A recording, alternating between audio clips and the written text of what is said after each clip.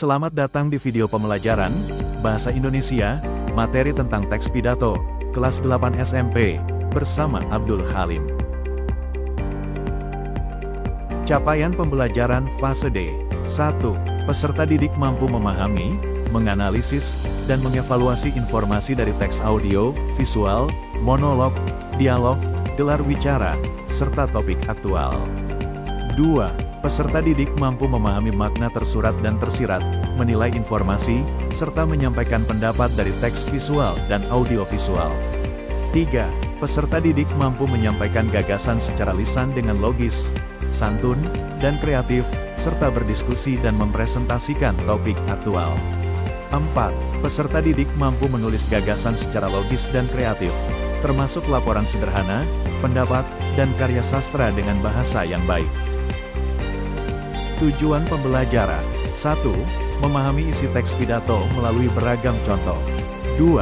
Menganalisis ciri dan jenis teks pidato. 3. Menelaah struktur dan aspek kebahasan teks pidato. 4. Menulis teks pidato berdasarkan langkah yang sistematis. 5. Menyampaikan pidato dengan berbagai metode. Pertama, kita akan membahas mengenai definisi pidato. Apa sih pidato itu? Pidato adalah penyampaian gagasan atau pendapat secara lisan di depan umum dengan bahasa yang sopan dan jelas. Teks pidato berisi isi atau pesan yang akan disampaikan kepada pendengar. Selanjutnya ada ciri-ciri pidato. Yang pertama yaitu teks pidato berisi fakta dan tidak menyampaikan pesan hoaks. Kemudian yang kedua yaitu, materi teks pidato harus objektif, bukan opini pribadi. Ketiga yaitu, isi materi pada teks pidato harus mudah dimengerti pendengar. Kemudian yang keempat yaitu, teks pidato berisi pengetahuan yang menarik perhatian dan aktual. Dan yang kelima yaitu, teks pidato diakhiri dengan kesimpulan.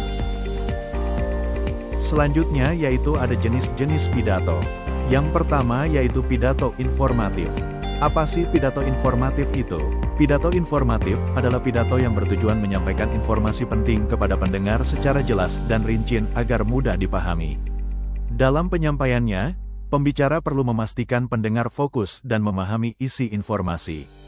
Pidato informatif biasanya menggunakan teknik naratif, melalui contoh tokoh atau peristiwa, dan teknik eksposisi, melalui analogi atau perumpamaan, agar informasi lebih mudah dipahami. Yang kedua yaitu pidato deskriptif.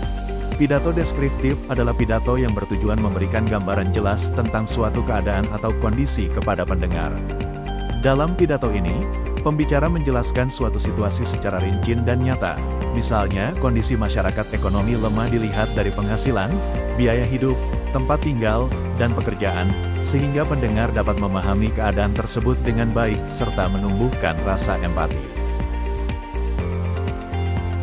Selanjutnya yaitu yang ketiga pidato persuasif. Pidato persuasif adalah pidato yang bertujuan mengajak atau membujuk pendengar untuk melakukan suatu tindakan tertentu. Dalam pidato ini, pembicara tidak hanya menyampaikan informasi, tetapi juga mendorong pendengar untuk ikut berpartisipasi. Misalnya, mengajak masyarakat lebih bijak dalam mengelola sampah karena masalah sampah merupakan tanggung jawab bersama yang membutuhkan dukungan semua pihak.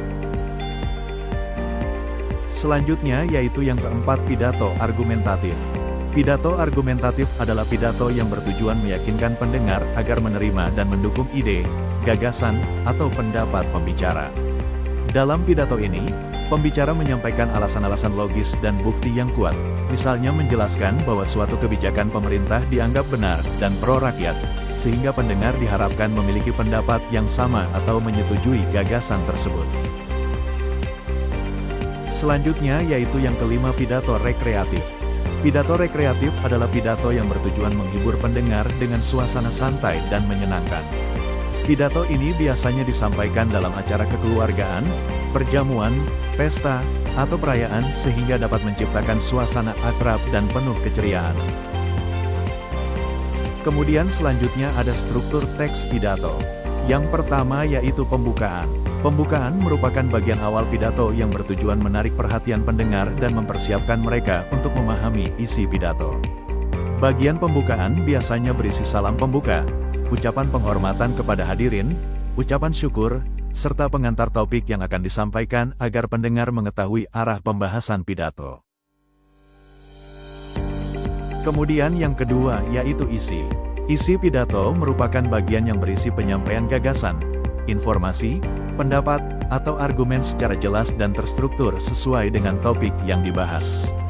Pada bagian ini, pembicara menjelaskan materi secara rinci disertai contoh, data, atau alasan yang mendukung agar pendengar dapat memahami pesan yang disampaikan dengan baik. Kemudian yang ketiga atau yang terakhir yaitu penutup. Penutup pidato merupakan bagian akhir pidato yang berisi kesimpulan dari isi pidato, ajakan atau harapan kepada pendengar, serta salam penutup. Bagian ini bertujuan mempertegas kembali pesan yang telah disampaikan agar mudah diingat oleh pendengar. Setelah memahami materi teks pidato, selanjutnya kita akan melihat beberapa contoh kesalahan pelafalan yang ditemukan berdasarkan hasil penelitian pada video di kanal YouTube Fadil Mahmud. Meskipun video tersebut bukan video pidato, kesalahan pelafalan yang ditemukan dapat menjadi bahan pembelajaran agar kita dapat menghindari kesalahan pelafalan saat berpidato. Simaklah video ini. Video pertama. Resting and we will continue the content tomorrow, okay? Iya. Yeah, Nyonya Swarti and Data pada video pertama yaitu kesalahan penambahan fonem. Iya, perbaikan. Iya menjadi iya. Penjelasan. Kesalahan terjadi karena adanya penambahan bunyi y dalam kata iya. Bentuk yang benar sesuai kaidah bahasa Indonesia adalah iya. Pertanyaan ke-8, guys. Kalau lagi berantem, siapa yang kalah duluan? Data video kedua, kesalahan penambahan fonem. Siapalah siapa, perbaikan. Siapalah menjadi siapa, penjelasan. Kesalahan terjadi karena adanya penambahan bunyi la di akhir kata siapalah. Bentuk yang benar adalah siapa. This one. Berapa? Ini Data video ketiga, yaitu kesalahan penambahan fonem. Berapa seharusnya berapa, perbaikannya, berapa menjadi berapa, penjelasannya, yaitu kesalahan bisa terjadi karena adanya penambahan bunyi huruf H di akhir kata berapa. Bentuk yang benar adalah berapa. Nah, it's not Polish. Iya, foto. Iya. Oh, yeah. Oke, sini aku fotoin. Ya, foto mana dia? Data video keempat, kesalahan penambahan fonem. Foto harusnya foto. Perbaikannya yaitu foto menjadi foto. Penjelasannya, yaitu kesalahan terjadi karena adanya penambahan bunyi per jam di akhir kata foto. Bentuk yang benar adalah foto. Udah makan. Udah habis. Ya. Udah habis. Lihat, guys. Data video kelima, yaitu kesalahan penghilangan fonem. Udah seharusnya sudah. Perbaikannya, udah menjadi sudah. Penjelasannya, yaitu kesalahan terjadi karena adanya penghilangan bunyi huruf S di awal kata udah. Bentuk yang benar sesuai kaidah bahasa Indonesia adalah sudah. Data ke-6 videonya sama kayak yang tadi, yaitu terdapat kesalahan penghilangan fonem. Abis seharusnya abis. Perbaikannya, abis menjadi abis. Penjelasannya, kesalahan terjadi karena adanya penghilangan bunyi huruf H di awal kata abis. Bentuk yang benar adalah abis. Sayangnya sekolah, sayangnya toko. Ya, itu yang Data ke-7, yaitu kesalahan penghilangan fonem. Sekolah seharusnya sekolah. Perbaikannya, sekolah menjadi sekolah. Penjelasannya, yaitu kesalahan terjadi karena adanya penghilangan bunyi huruf H di akhir kata sekolah.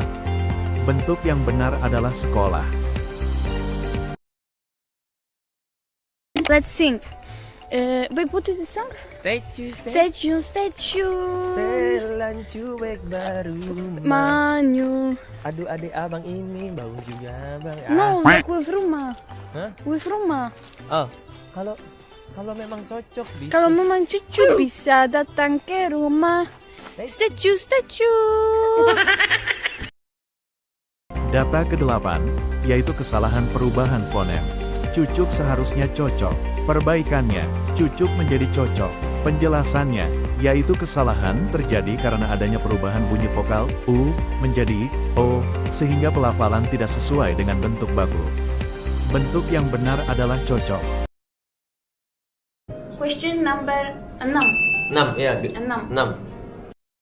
Data ke-9, yaitu kesalahan perubahan fonem.